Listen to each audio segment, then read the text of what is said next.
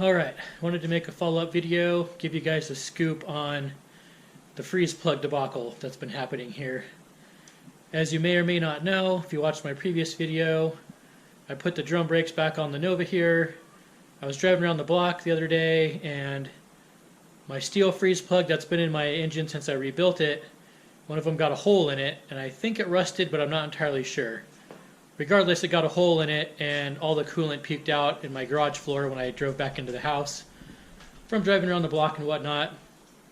So first thing I did was take that steel plug out, and then I went and got some brass plugs, and the plug I took out was 1 5/8". The brass plugs that I got were also 1 5/8". So I drained the block out, all the coolant out, took the starter off, took the messed up plug out, put a brass one in there, and I don't know if I'll show it to you in this video, but I have a tool that I borrowed from my brother that's for driving in freeze plugs. I used that to drive in the brass plug. I put everything back together, I filled the car back with coolant, and almost immediately it started dripping water like kind of out of the bottom of it, or it was seeping around the freeze plug for some reason. So, I didn't know what to do then, but I didn't put sealer on it at that particular instance, so I took everything apart, took that plug back out, got the Permatex aviation sealer, which I showed in a previous video. I put the sealer on the block, I cleaned everything up, put it on the block and the brass freeze plug, hammered it back in there, left the starter out just so I could see if it'd leak again. It sat for like a day and a half and it didn't leak after I filled it back up with coolant and everything. I thought I was good. But unfortunately, after like about 2 days time, I came back out and it was leaking on the floor again. So that didn't fix it. After that, I wasn't entirely sure what to do, but I decided maybe I'd go back to a steel plug, because the original plug that was in there that got the hole in it, it sat flush with the block. It wasn't driven in there really far, and it had sealer on it. So I thought maybe I would just go back to a steel plug.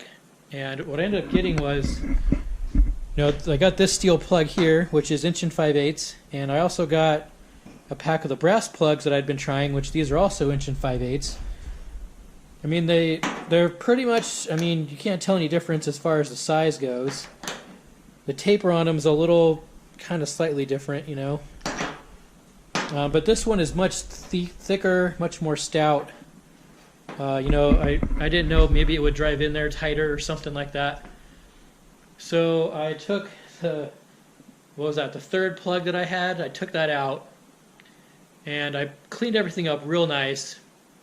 And I looked at the hole in the block. There is a little scratchy kind of pitty spot in it, but it never leaked before with the original steel plug, so I wasn't thinking it'd be that big of a deal. Or I didn't know why it was still leaking anyways. So I cleaned it up real nice. I put the sealer back on the steel plug and the block, let it tack up real nice. I went to go drive it in with that tool, and it seemed like everything went flat with the block and all that. And when I took the tool away, I could see the steel plug just slowly kind of like moving, and then it kind of just fell out of the hole. And I was like, what the heck? So I cleaned all the sealer stuff back off of everything, and I took the steel plug back under there just by hand. I could stick it into the freeze plug hole, and it would go like below the level of the block. Like I could push it in there really far just by hand. It wouldn't go all the way through the hole and like fall into the coolant passage or anything, but it also went in there further than like the tool I had would drive it in. So it's kind of like I would have to drive the steel plug really far into the block for it to even like seat in there, which I don't know what that's about. So I also took the brass plug that I had, and I just stuck it in there by hand as well, and it didn't go in quite as far, but it just like barely stuck out past the block face. So what I think happened was, I don't believe the hole in the block is bigger than it should be. But when I was driving these plugs in with that tool, it can only like go flat with the block. And we're kind of looking at one of these other plugs. I don't know where it went. That last brass plug that I had driven in there, you could kind of see like on the edge where it hadn't quite gone into like the tapered part to seal. So it just kind of came down to like the plug would need driven further into the hole in the block to seal up. So what I did was I got another brass plug, I put sealer on everything, let it tack up, and then I drove it into the block as far as I could with the tool, and then I just got a big socket and a long extension. I just like tapped it in there like a bit further. It seemed tighter. And then to test it, I actually went and got, my brother has a tool that you can pressurize the cooling system with. So I filled the cooling system back up and everything, and then I pressurized it, and I crawled under the car and I looked, and it was still leaking, but very, very slowly. I could see where it was like seeping out just a little bit where that kind of the scratch was that I had seen. I mean, it was pretty minuscule. I mean, it definitely was an improvement, but it wasn't stopped entirely. So I just had it all pressurized. I just got under there and just kind of like kept tapping that plug in further and further, basically until it just stopped leaking. And I left it pressurized for a long time. I think I pressurized it to like 17 or 18 pounds with this little tool that he has, and it held pressure just fine. I mean, after I found out I had a couple of hose clamps that are a little bit loose and stuff, tightened all that up and it would hold pressure just great. And I kept checking on it, you know, and it just seemed to like not be leaking anymore.